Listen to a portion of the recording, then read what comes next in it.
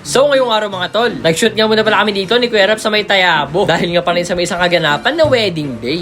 Kaya malupit ang content na naman ang mangyayari. Nox Swabiness!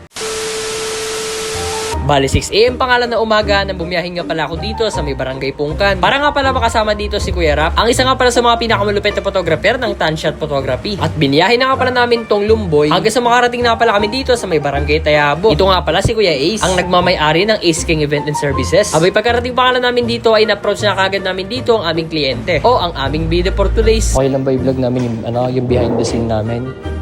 Huwag na ako. Hindi pa ako nalito.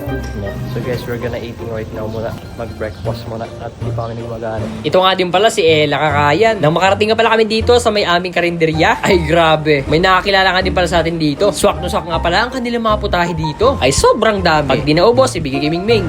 Siyempre, kailangan din natin dito ng mga energy bar. Para nga pala may lakas tayo sa may event natin. Bali, sinetap ko na nga rin pala dito ang aking videography gear. Bali, ang una nga pala naming mga sinut dito ay siyempre ang una sa lahat ang paligid. And next, ang details. Details, ito yung mga gamit. Halimbawa, wedding ring, biblia, mga kasuotan at sapatos. Compress kayo, compress. Ayan. Shoot to sa glit. Tapos, yung effect na nakayan.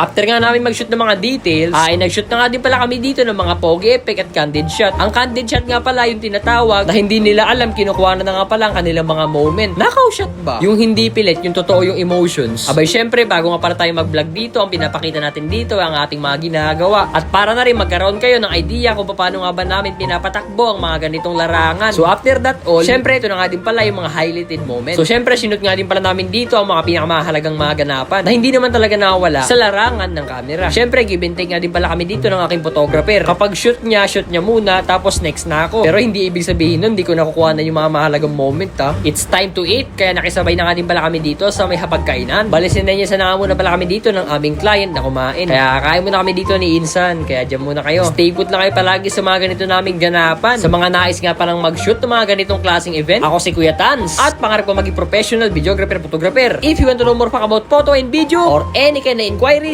just message and follow me. At yun lamang ang may kukwento ko ngayon.